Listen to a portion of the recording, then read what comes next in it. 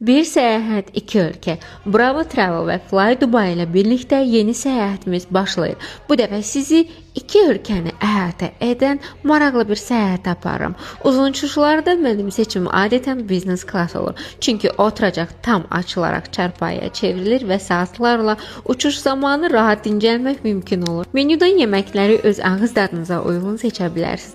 Bu da uzun uçuşu daha komfortlu edir. İndi isə çox adamın bilmədiyi stopover proqramından danışım.